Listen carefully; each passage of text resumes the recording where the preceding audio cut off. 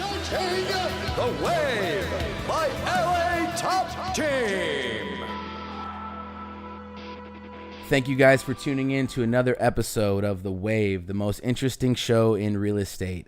On this episode, we had the pleasure of being joined by Evan of Honey Oil Co., which is one of the leading manufacturers of high-grade cannabis oil. Evan's a San Diego product, born and raised, and kind of came up in the off-road racing world, printing shirts and hustling whatever he could really get his hands on. Currently, he runs the company along with a tight group of individuals that help him produce mass amounts of this high-grade medical cannabis for distribution. Throughout this interview, we were sampling all of his different product lines, and it was awesome to sit there and try, the pinnacle of medical grade cannabis with one of the companies and people leading the charge in that realm. Understandably, we got a little bit off track a few times due to the effectiveness of the product, and we were kind of jumping around, but we did get a ton of great stuff down on the track, and a ton of great info was exchanged between us. So sit back, relax like we did, tune in, and when you get a chance, make sure to check out Evan online, Honey Oil Co. Check him out on Instagram or Facebook, and from there, you can get in touch with him if you'd like. Listen up and let us know what you guys think, and we'll check in next time. Enjoy the episode, guys.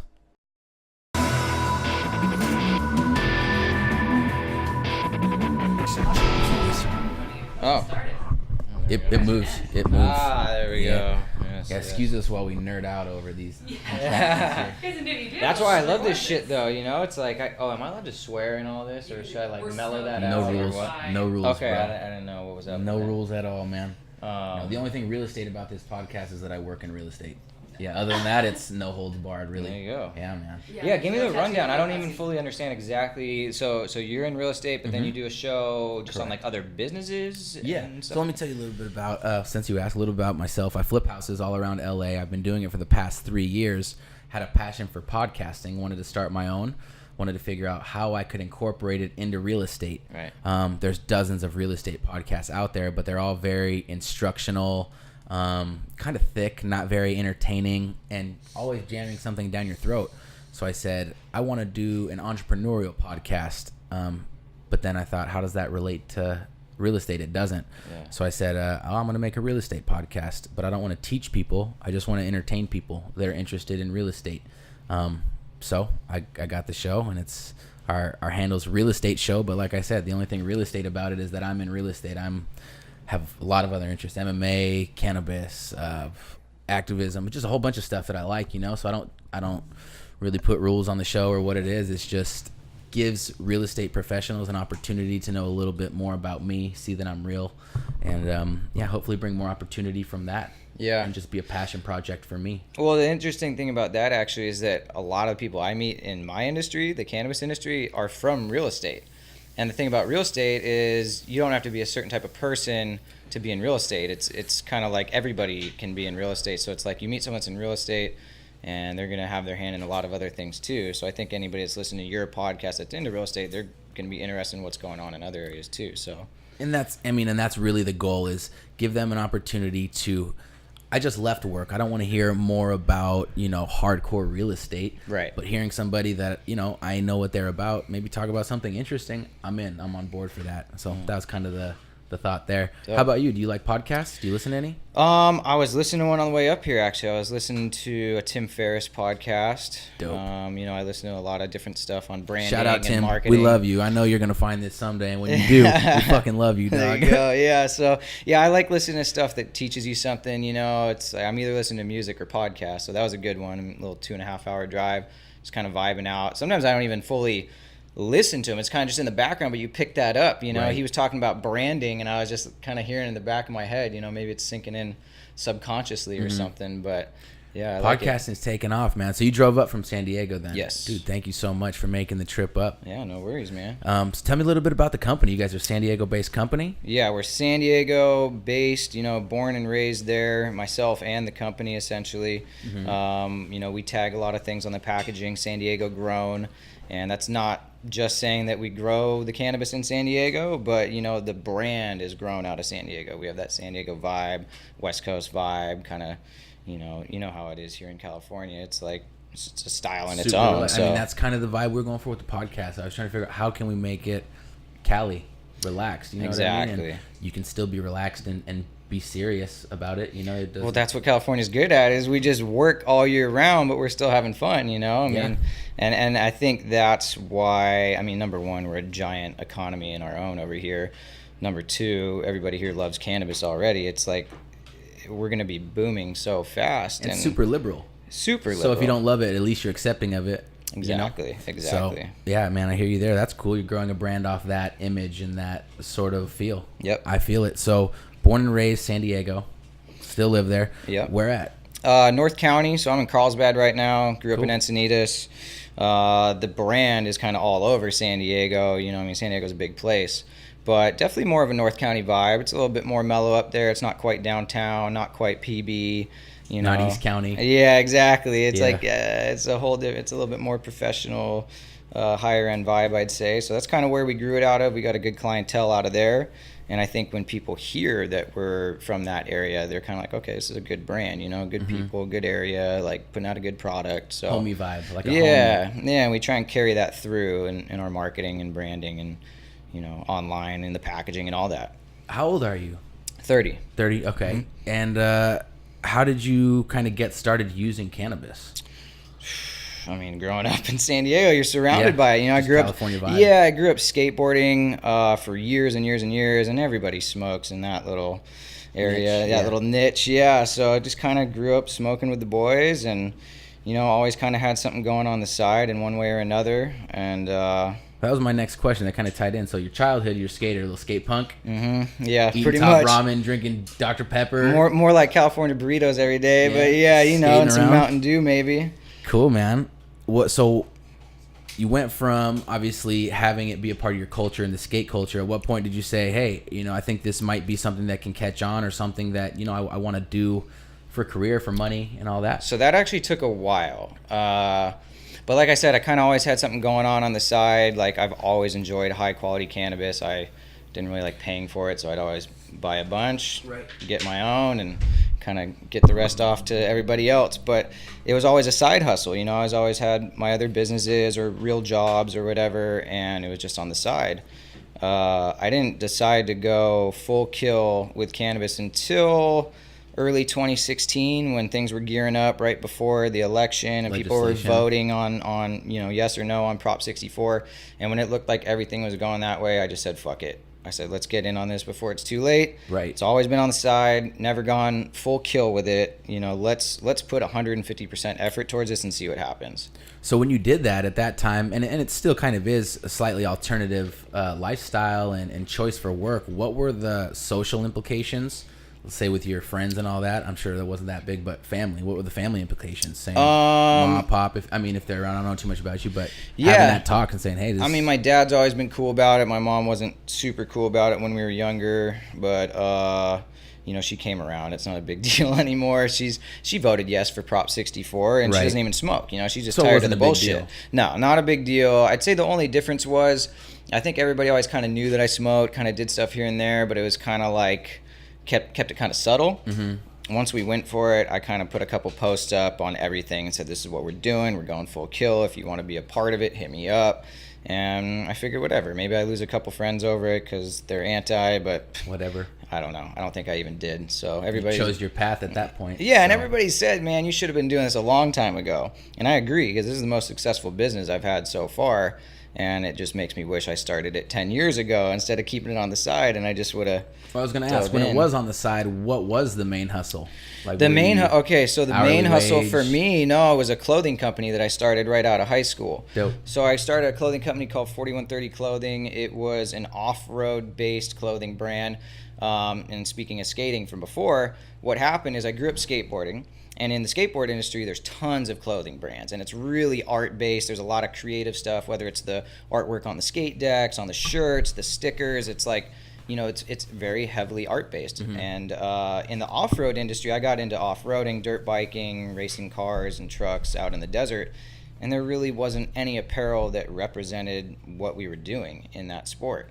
So I kind of melded the two ideas together. Let's, kind of create almost a skate brand, but for off-roaders. Okay. And we basically just took cool pictures of trucks and different desert scenes and put them on shirts, and it took off.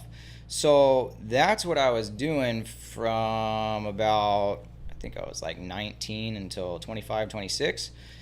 Pretty good while. So entrepreneur from the start. Yeah. Straight Always out of high kinda school, I was doing your like, let's go do it, But during that time, there was a side hustle. I mean, I was growing, I was moving, we were supplying dispensaries. I mean, a lot of that money actually kept the clothing company going. Right. There was times where we would get in some trouble, man. We bought too much inventory, couldn't move it. Machines would break, just issues would come up, and it was cannabis to the fucking rescue. Right. Like, many times, I can't even tell you. So it was a legit side hustle. Save the ass, yeah. Yeah. And it was legal too. I mean, it was patient-to-patient sales. We all had our med cards. That's what I was going to ask. So obviously now it's an oil-based company, an extract-based company. Were you extracting at that point? When did you start extracting? No, that was all flower back then. Okay. That was just packs of Blue Dream going out the door, Cool. But these days, I really don't mess with any flower. There's a lot more variables to it. There's a lot more that go wrong. Takes up a lot more space. Mm-hmm. I mean, $50,000 worth of flour is a lot bigger than $50,000 worth of oil. I can fit that in a big mason jar. And you got to keep the flower fresh. True. Exactly. It's a whole different sort of play there. Okay. Yes. So at what point did you guys start with the extracts? That would have been last year. Okay. We started experimenting kind of personally, just on the side with our own tools and our own mixes around July or something like that, and it took us 6 months to figure everything out. So you got your own canisters, and we're just working on blasting yourself. Yeah. We were on Alibaba, sourcing all these different cartridges, trying a million different types, wasting a bunch of money. Just throwing oil down the drain. I mean, I can't even tell you. Did you almost back out of the oil and stick to flour? Or were you because we knew concentrates are where it's at. Yeah. I mean, just from my own social circles and from looking at the statistics online. It's crazy. Of states where it was already legal? Yep, Colorado, Washington, Oregon. Even in California, they had stats on California medicinally. And the new users that are that the industry's acquiring are preferring this style of consumption. Yeah, I think the biggest factor behind it is convenience. I mean, that's what we're seeing. If you look at the reports from, different cannabis agencies that share the sales from, I think we're part of the NCIA, the National Cannabis Institute. I don't know what it is, NCIA. Look it up. But they supply us with these numbers every month. And, flower's number one for sure in every state. But concentrates are number two, and the biggest piece of concentrates is vape pens. Mm-hmm. And behind which is what that, we're just using right here for everybody that... Most of our listeners, I don't think, are going to be super, super abreast on this, so if we explain it, no worries there. So these are the vape pens that he's talking about. This is the sort of consumption that we're referring to. Yeah, it's basically an electric joint. There's no fire, there's no ash, there's no plant material. It's all contained within a closed cartridge, and you can travel around with it and use it when you want, turn it off when you don't. You don't got to burn the whole thing. Mm-hmm. That's what I tell a lot of people too. Oh, it's so strong. Well, you only got to take one hit. Mm-hmm. You don't got to light it and feel bad about wasting it. You can take a tiny rip, you can take a fat rip. So in short, basically technology has made it so that the only thing in this canister, this clear little canister, is psychoactive or non-psychoactive marijuana. Yeah, depending on the concentrate. I mean, the one you're holding is a THC concentrate, the one on the table is a CBD, so you can kind of cater it towards what every patient would need. Right. Now, when you said that there's sort of less variables, I know who counts those variables, the laboratory, but explain what keeps this consistent and why people are able to rely on the consistency that you guys put out. Right. So for us personally, we do source this oil. We work with several extractors that we trust, and before we put anything in a cartridge, it all gets tested. So we work with a company called SC Laboratories. Mm-hmm. They're here in California. They're very well known. Every time we get a batch of oil, we send it out for testing. Depending on the results that come back, we test for potency, residual solvents, and pesticides. Solvents and potency are pretty easy. It's really easy to make strong oil these days. It's really easy to get the solvents out. Pesticides can be a bitch. Because can't fake that. Yeah, you can't. Well, the problem is you can't really take them out. I mean, people are working on figuring out how to remove the pesticides. But you got to think, when you get material, plant material to make this oil with, if it's tainted with pesticides, and then you run that material through a distillation plant and you concentrate all the THC, those pesticides are getting concentrated as well. Right, the molecules come off the same way the THC molecules do, make their way through the filtration. Exactly. And make their way into the... Yeah, and a lot of these pesticides are systemic, which means they are inside the plant. They have grown into the plant stalks and stems and cell walls and everything. So getting that out is almost impossible. It's not a bug. Yeah, it's in it. No, you It's can't really genetics. remove it. So really, you either get good oil or you don't. Right. And then that comes down to either the company making it or the company like mine that's sourcing it and their standards behind it. There's a lot of companies out there that put out dirty oil and put out false test results, but we don't do that. We spend thousands with SC Labs just to make sure, going back and forth way more times than I'd ever like to, honestly. But if it comes back and it's too high, we can't run it. You can't, right? Just because the brand is more important than than the batch. And we pay a lot more for our oil too. That's a hard thing for people to understand sometimes. I'm telling them the prices, whether it's on our retail ready products or sometimes we sell some bulk and they're like, oh, I can get this for 10 and we're up at 16, 18, whatever. Why? Well, because we spent the time looking for this. We sent back 3 other batches. We tested this stuff 3 times to make sure it's good. Right. There's more than just the cost of oil there. We put a lot of work into making sure it is quality and consistent and something that people are going to be safe using. Well, and the lab that tests it is the preeminent lab for the country, right? And the world for testing? I think in California. Just California? I'm pretty sure they're only in California. Okay, And they're so at very least you well get to known. see your results in comparison to the rest of, California. Oh yeah. So Well, you we're the compare. biggest cannabis market anyways, so Right. it's it's a pretty good resource to be able to compare your stuff to other people they're working with. How much involvement? So obviously have you strayed completely away from flower with honey oil? Yeah. Okay. Honey oil doesn't really do any flower at all. We get requests. We're considering doing some pre-packaged premium eighths. Okay. Convenience factor once Right. again, branding factor. But as far as growing flower in bulk, breaking it down, selling it by the pound to the dispensaries, we're just going to leave that to the growers. Right. So when you're choosing your oil to source, are you choosing it in flower form or are you choosing it post-flower form? Both. Okay. We prefer to source the trim and send it to our extractor. It's not always available, depending on the season or, how busy they are, if they got cleared out or if they had issues. We'll pick it up finished sometimes. Okay. It really doesn't matter because when we buy the oil, it is in raw format. Right. I was just asking because I didn't know if you were starting it from seed to flower or cut to flower not or yet. whatever. That is the goal. That'd be the goal? That's the goal, yeah. Complete vertical integration would be ideal to control every aspect of the business from seed to sale, like you were saying,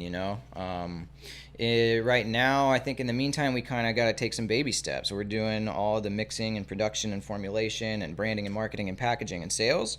But as far as the original production, the growing and the extraction, we're not doing that yet. Right. We want to be, and we're just kind of working our way towards that. But it's a 2-man team right now? It's about a 4-man. 4-man team. 4-man with a bunch of independent contractors revolving around us. So. Sales reps? A lot of Sales sales reps reps, graphic design, web programmers, out there. Okay. accountants, lawyers, stuff like that. Just people when we need them, Cool.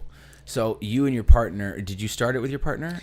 I started it. I guess you could say I did. I had my partner on with me from a previous business that didn't really work out, and he kind of just carried on over with me. So Cool. Yeah. Who, when switching to oil, from flower to oil, is your target consumer obviously future-minded and thinking it's going to be the people who adopt cannabis as legislation changes? Is that why you did it? What do you mean exactly? With the foresight, were you thinking we're going oil because all the old grannies who are going to be picking up weed are going to be doing oil in 2019?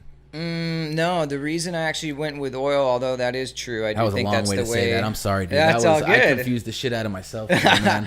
It's the pens, man. Yeah, They seriously. get you sometimes.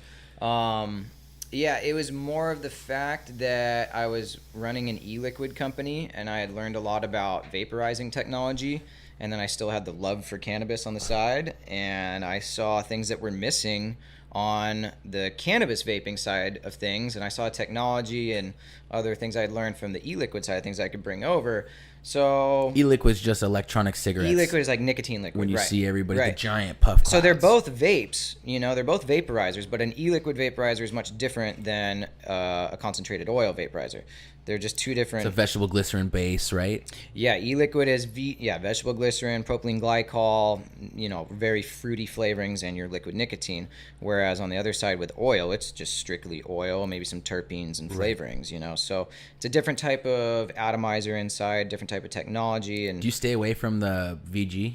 And yeah, we don't use VG, PG, PEG, any of those types of and those are all just additives for everybody listening. Those are just additives to the natural component. And they used to be used a lot because the hardware wasn't good enough to be able to vaporize a very thick pure oil, so people had to add PG and VG or polyethylene glycol, whatever you have to make it flow. Right. Well, I don't want to throw any other brands under the bus, but that's what this company does, and I wondered for the longest what was going on, because it's the most runny liquid and it tastes good, but it kind of was biting my throat, and I'm like, what the hell is going on? Yeah, if you get a throat bite, it's probably cut with propylene glycol, because that's what we use in the e-liquid industry to give you that throat hit.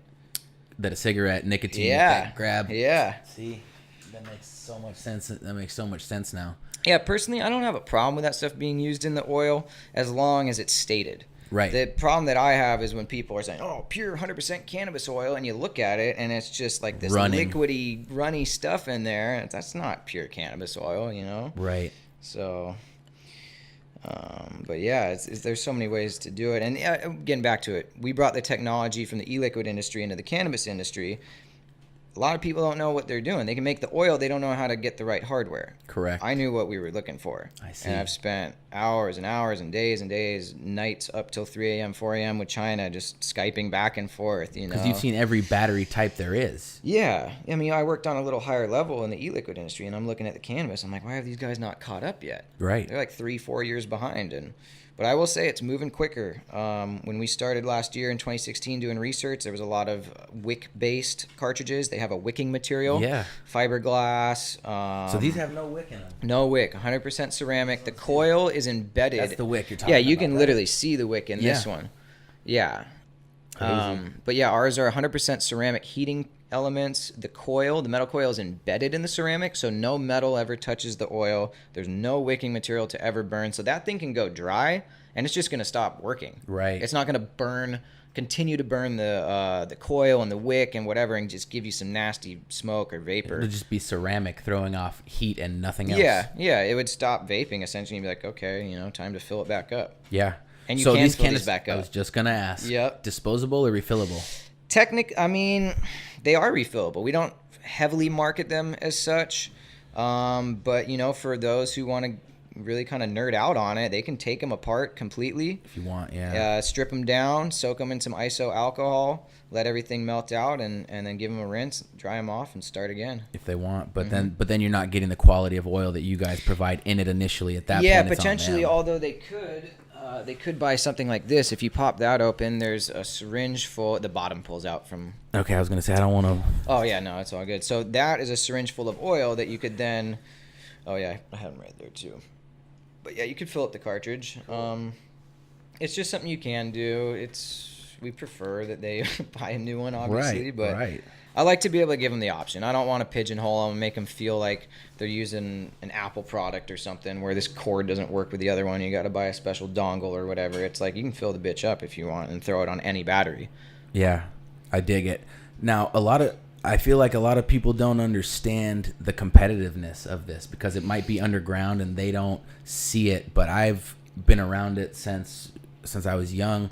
And obviously on a legal front, just being a legal patient since 2008, I see how competitive it is out there. Who sort of runs that marketing side and says, this is going to be our play, this is going to be kind of our niche?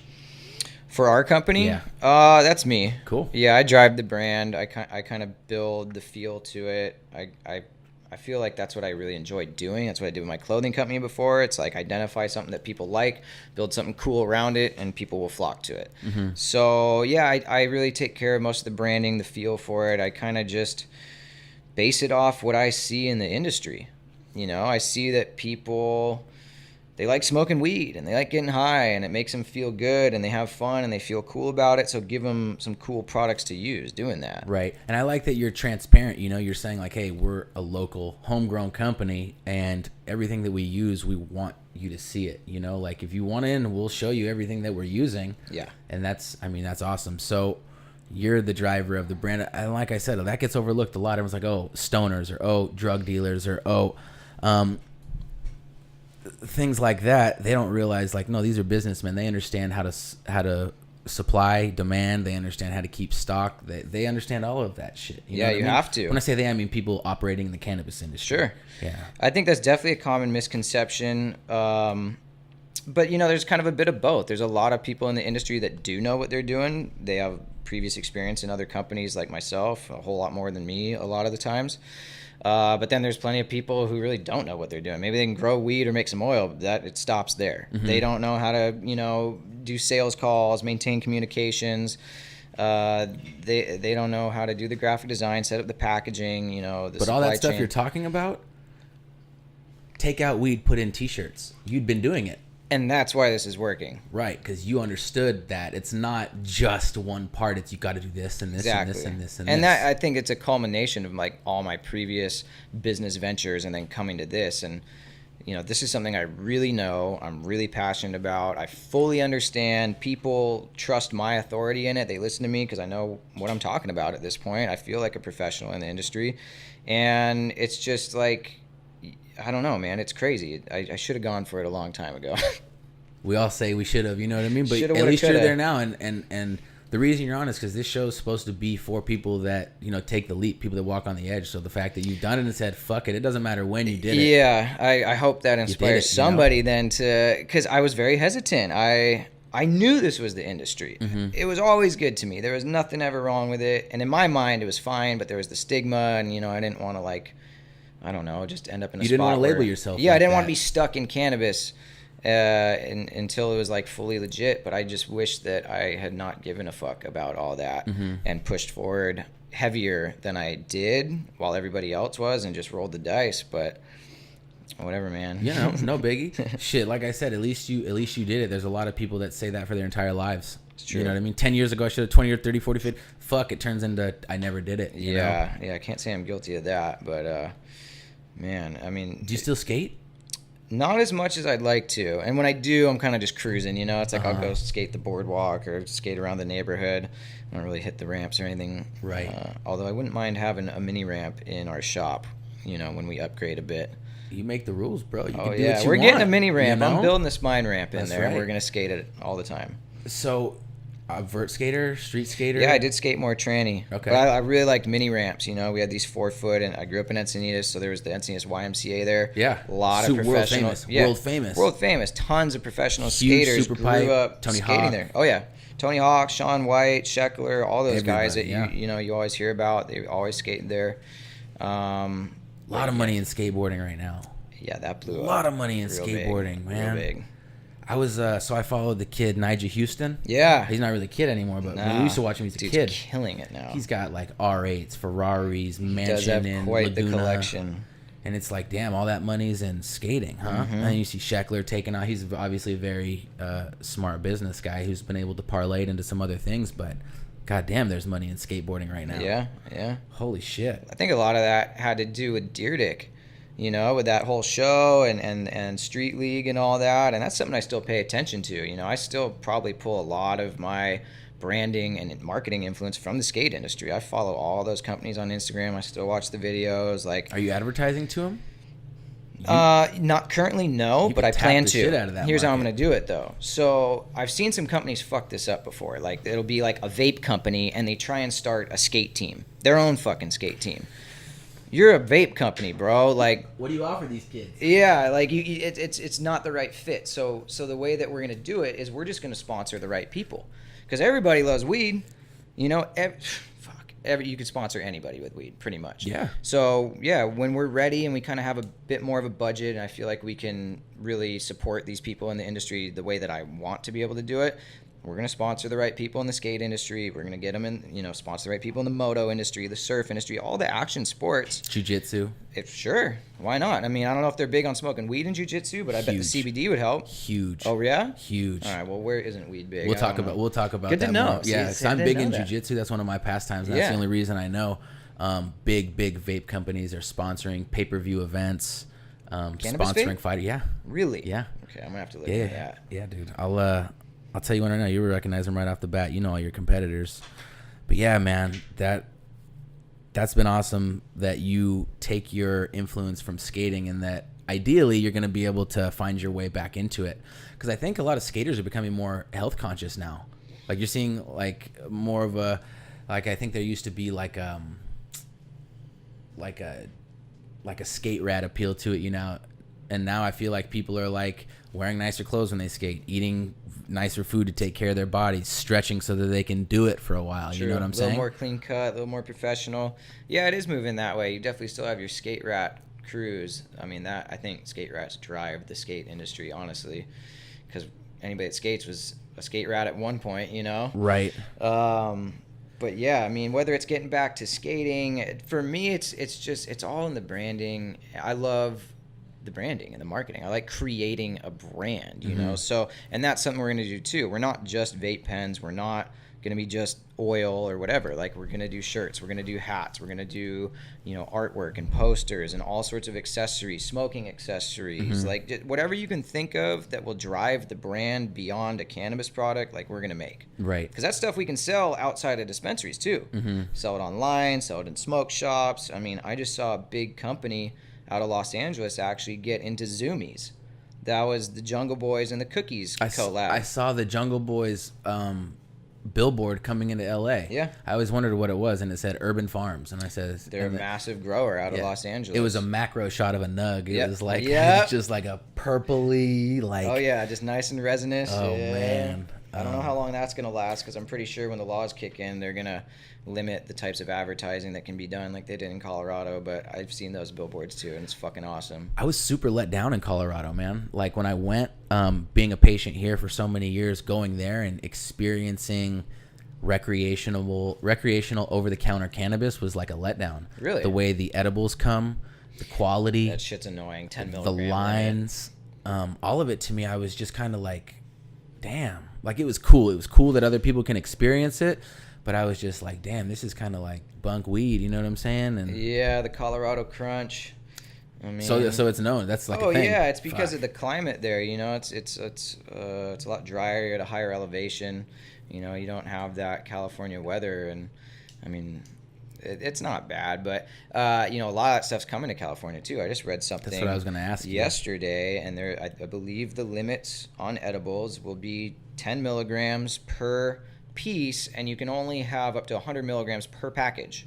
10 pieces. So you can have 10 milligram pieces. So there goes your 500 milligram candy bars. Yeah, and I'm sure we all know people that'll just pop 500 like for breakfast, literally, to get started. Not me. I'll turn into a zombie for 3 days. Yeah, not me either. That would knock me out. But it's just annoying. It's like, I don't know. Why make these rules? Yeah. Well, because the people in charge, still got to have some power over it, you know? That's true. They can't give us everything. I'm sure there's a lot of people trying to stop them. So it's like, hey, at least we're getting this for now, and maybe it'll change in the future. Yeah. But yeah, it's going to be interesting, man. Regulations are heavy. They're no joke. There's more taxes coming. There's all sorts of rules and things that we have to follow and apply for, and it's not What's been the most pivotal relationship for you and your success in like an alternative industry? Would you say like attorney, partner, right business partner, proper attorney, contractual? I mean, you've been in it for a few years now, you know, and nobody could do it alone.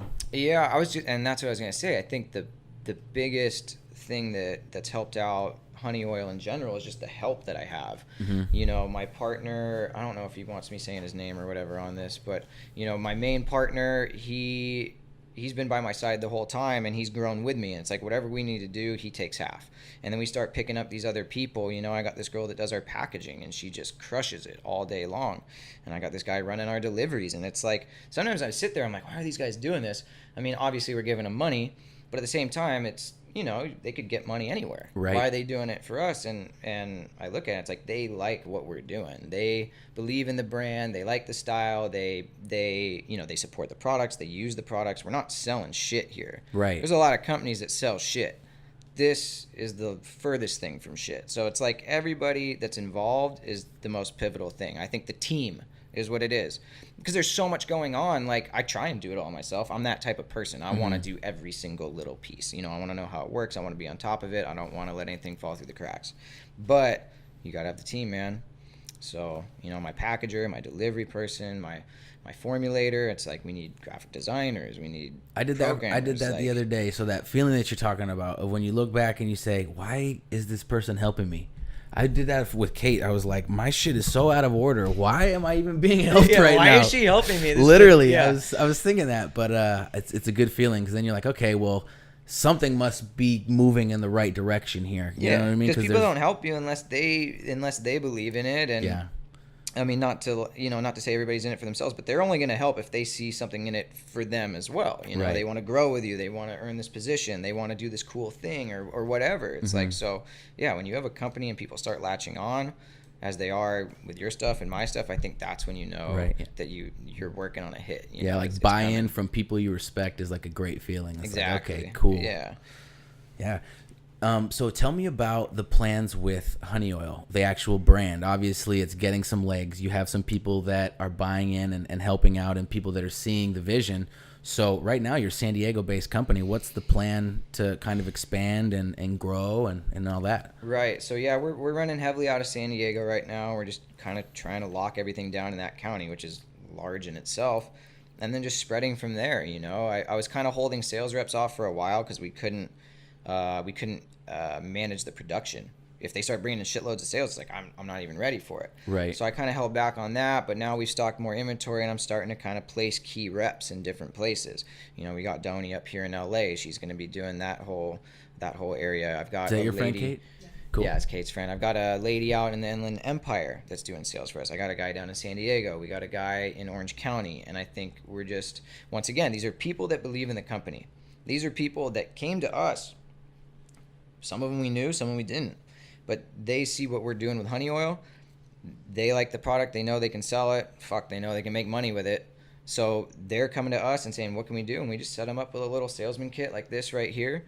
Give them the information, catalog, price guide, educate them a bit, do some phone calls, whatever, and send them on their way. And their goal is to link up with dispensaries that have all the paperwork in order and say, look, this is our product. This is why it's better than what you have, or something that you don't have yet, and this is how we can help you out. Exactly. Create a relationship. So, they go in there, they demo the product, they explain it, they break down the pricing, and if they lock down an order, it stops right there for them. And that's something that I wanted to do for my team. Was a lot of these companies in the cannabis industry, they'll make team members do everything, especially salespeople. You got to make the sale. You got to come pick up the sale. You got to go drop off the sale. You got to get the money. It's like you're running around. How are you going to do sales? So we have it set up to where my outside sales reps that I'm describing, all they do is go to shops, show the product, lock it down, and then send it to us. That goes to an account manager. The manager plugs it into the system. He then reaches out to the account that placed the order, confirms the delivery. You got systems in place for this shit. Yeah. I mean, we're a small company, but it's like these systems are happening naturally.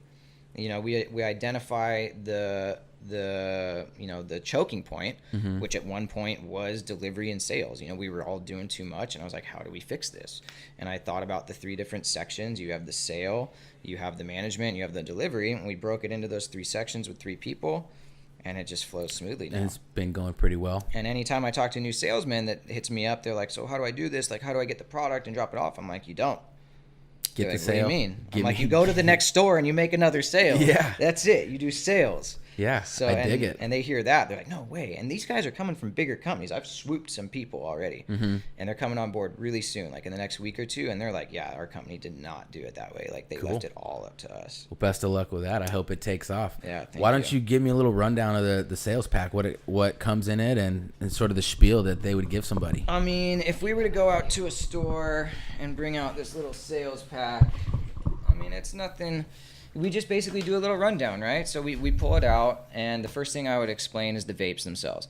I always put one in their hand. I let them hold it, because that right there, they're doing a lot of crappy little plastic products. Right, yeah, no, this is quality. It's all stainless steel, Pyrex, glass, ceramic, right? So I kind of give them the rundown, show them how it works. Are you familiar with these batteries? Oh, was it three punch, 5 punch? 3 clicks to change the power. Right. Ooh. Yes, we have 3 power settings, and then if you do 2 clicks, it'll go into a preheat mode. And that's pretty good because with this thick oil, it'll warm it up. And then so after 10 or 12 seconds, it's preheated. Oh, and then you can take a rip and it's just ready to go. And for those vape pen users, that avoids the 1 second warm up, 1 second warm up. Exactly. Yeah, until you don't have can to pulse get your it anymore. Monster rip. Yep. So, dude, so 2 clicks and it's 2 clicks and you're preheating. Oh, I dig it. And it preheats in the mode that you're set on. Yes. Red, blue, or yeah, white. It's not going to change. The only way to change it is with 3 clicks. And you can stop the preheat anytime, too, with a click. So when it's preheated, you still got to hit the button to hit it, huh? Yeah. Yeah, because you got to hold the button down to hit it. I dig, man. It puts it at the perfect temp. You can see these things rip like a motherfucker, too. You normally don't get pens that do that. No, you don't. Okay, so you put this in their hand, say, look, this is how it works, and they'll say, okay, dope. Then what is this? They're just different. You got sativa, indica, flavors. Right. So we have one of each strain type: sativa, hybrid, and our indica, which you're holding. So this is a Bubba Kush. This is a Blue Dream. This is a Sour Diesel. Cool. We also have the raw distillate, which has no terpenes added whatsoever. So this is flavorless. There's no smell. It's super discreet. It's a very level-headed high. It's not up or down. So these are kind of our 4 main ones that we started with. And then recently, we just released these 2 fruit flavors right here, which are all natural fruit flavorings, no terpenes, no cannabis taste whatsoever. We were getting demand for fruits. We didn't really make them, and now that we released them, we can't keep them in stock. So I guess that was true. And so we kind of, we let them try those. Do you like the fruits? Do you like the strains? The lime was super tasty. That's what I was on when you first walked in. That was great. Yeah. A lot of people say it tastes like a margarita. Yeah, actually it did. It's kind of a candy lime. The fruits we do are more candy-ish. They kind of have that sweet taste. Oh, you should actually try this one. I was going to ask, what's Dude, the this is a prototype right here. That is a pineapple flavoring, very heavily flavored.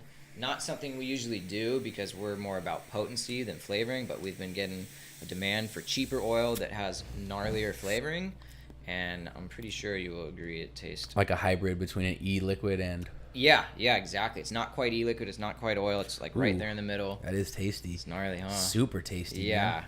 So I was really impressed with this. It just kind of worked. And then you got the out. straight CBD as well. Yeah, so the CBD is new. I just picked that up earlier this week. Nice. I can't say it's straight CBD because it does have 5% THC. Okay. We're working on the So you zero. will fail a test, a THC test. Yeah, exactly. Yeah, Okay. if somebody wanted a pure CBD product, that would not work for them. But a lot of people, to be honest, CBD products work better with THC in it. A little bit of psychoactivity. A little bit, yeah, just to kind yeah. of kick everything into gear. So these are good for California, not good for selling online. I'm still working on the zero THC, but we just try and have a well-rounded, So you're selling this stuff online in Colorado? No, I'm saying we do want to make CBD products that have no THC to sell online. I see. So Okay, same hardware, same packaging, same flavors, no THC. Strictly CBD. So people who are out of state, we get a lot of people watching us online, Instagram and Facebook and stuff, and Tennessee, Kentucky, Florida, New York. Oh, can I get this? Can I get that? Now you got to come to California. We want to be able to ship them something that's pretty damn close, but legal. So my question is, and I'm sure you've gotten these videos, what do you do when you get a video from someone that's like, hey, like, I'm sick as fuck, I really need help? Doesn't that just hit you right in the gut? Like, god damn, Yeah, like, this person gnarly. is just sick as hell, can't get what they need, no access to it, you can't send it, you know what I mean? It's like, tough. We do send them man. CBD. I mean, Right. I'm like, I can try. We send them some of these capsules. I think these are these are 1-to-1 capsules. So those are part CBD, part So these are THC. pills. Yeah. Cool. Those are the only edibles milligrams? that we do. 25. Actually, those are 50 milligrams per capsule. 25 of it being THC. 25 of it being CBD. I dig it. These are cool. And how does it activate? How does it's just an edible? It's essentially an edible minus the brownie, minus the, it's 100% activated. Oh, it's activated. That's what I meant. Yeah, because our distillate, I think it even says on here, Well, total THC on this batch is 84%, but a majority of that is THC, not THCA. Right. Yeah, so it's already activated through the extraction process. Awesome. I didn't know that. Yep. Dude, this is super impressive. You guys really are doing something different here. I mean, I've seen a ton of, like I said, I've been in it since 2008, so I've seen vape pens like come up. I've seen all the different ones, and the taste really is supreme, and this is awesome, dude. You guys are really doing something good, and the battery is crazy. I can see the experience that you had with other like serious mods and taking it and putting it into something small and Shrank discreet. it down, yep. And we're bringing out a new version that's a buttonless battery. Same size, same branding, same quality, just no button, so it's you inhale to activate. Because some people get tripped out by the button. It's like they just can't figure it out. I don't know why. But the only buttonless They hit batteries... their pen too many times. Yes, Like, right? how the fuck? Yeah, it doesn't work. I'm Right. like, click. Well, how'd you get high? 5 times, please. But yeah, we're just Is going this to... cherry one? Oh, yeah. Cool, I'm gonna give it a Dude, shot that one's while we talk. delicious. But yeah, we're going to do a buttonless battery, and then that way it's the same exact thing, fits in our packaging, matches our branding, but then that way all they got to do is inhale. So kind of give them a choice. Cool. You can go with the button, go with the buttonless. So what are you doing for your marketing now? A lot of, like, besides social media posting, are you advertising on social media as well, like promoting the posts? So we basically have, well, we can't promote. So Instagram is our biggest form of free marketing, but we can't promote posts because if we did, we would get booted. Oh. Yeah, so we really have to get creative with that, figure out how to create user engagement organically. So we do some giveaways. That one will kick Sorry. you. You took a fat rip off it. That cherry's a... Good thing we don't have a dab rig in here. Ooh. You're super stoned. I know, seriously, I wouldn't surface until next week. No, we wouldn't finish this My interview. girlfriend, where the fuck you been at? It's time to get out of the office. Babe, We just passed he out. brought the rig. Next time. Next I time. could bring the rig. We're working on a portable rig. Dude, I dig it, man. You guys, like I said, you're doing something different. I like that you give them the option to refill if they want to do it. Nobody really wants to do that once they feel how sticky this shit is, though. Yeah, they might try it once or twice, and they're like, I'm just going to leave this up to Honey Oil. But they can if they want. So, I mean, what's the possibilities for marketing? Collabs? Like, would you like to collab with other companies? Yes, and yeah. stuff like that? Collabs are definitely something we want to do. I think, you can collab in this industry between growers, between extractors. Most people seem to be pretty happy to work together. It's not too standoffish. I mean, there's always competition, but I think as long as you approach them in the right way and they're kind of down with your vibe and the deal makes sense. yeah, and it makes sense, and I mean, this is a very, like, in this industry, everybody pats each other on the back. It's like everybody gets taken care of. If I'm growing it, extracting it, distributing it, picking it up, whatever, everybody gets broken off. So I think collabs are something that we're definitely going to do, and I would love to work with some bigger companies, and I think we'll have the opportunity to do so more so than some other smaller brands because our image that we portray is pretty large. I get people asking me, they think our company's fucking huge, right? Like absolutely massive, and I'm like, you guys don't even know. Like, this is a very small company right now, but you got to act the part, right? So I think we could land a pretty solid little collab, little partnership with someone. We've had some interest from some other companies already, and I mean, it's on the horizon for sure. But that's a great way to do it. Giveaways are huge. Instagram's pretty liberal with that, as long as you're following the rules of your state. Right. Apparently, you can give away tons of marijuana on Instagram, a Facebook platform. Right, if it's legal. Yeah, so, I mean, that's a great way to get people to follow the page. I need to do a better job of getting the people off the Instagram and onto our email list. So the most important thing that you want is extracting that email address. Yeah, you want to be able to stay in touch with those people because who knows? Maybe they quit Instagram. Maybe our account gets suspended and we lose all our followers. It's like we got to figure out how to get them onto an email list. I think that's the best way to do it. And that's something that we're going to do too that I don't think too many companies are doing in the cannabis industry. I mean, there's newsletters, there's updates, political stuff and whatever, but I don't see too much marketing done to consumers, trying to get them to buy from cannabis companies. And of course it's difficult. You can't sell them directly in the email. You can't say, click this button, go to our online store and buy all this weed or all this oil.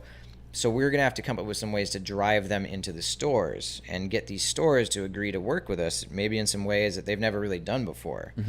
Not all these stores have a lot of experience with different type of discounting methods or coupons and stuff like that. But, I have this idea where I want to put an ad in a magazine or maybe put something out on like High Times website with a banner ad, and it's literally a $5 off coupon. Bring it into any dispensary for $5 off honey oil products. If they carry them, $5 off. You give them the coupon at the end of the month. The retailer sends it to us. We send them a check for however many $5 coupons they had.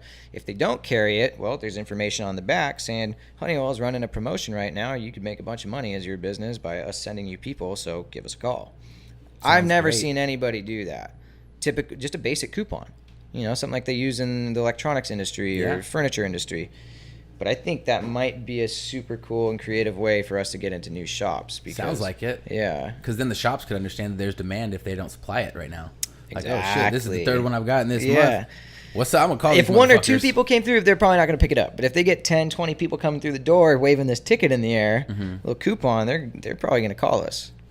So what would be some advice that you gave yourself in 2016 that you know now that maybe you didn't getting into it? Started. Some advice that I gave myself in the beginning? No, that you would. That I what would? You know now, yeah. Because obviously you didn't know shit getting into it. You're saying, I'm going to take this leap of faith. The only thing, this is funny. I would tell myself to stock inventory and package everything because we were making to order in the beginning. And I guess we kind of had to due to the shoestring budget. But I started the business with the mentality that this was going to be a make to order thing.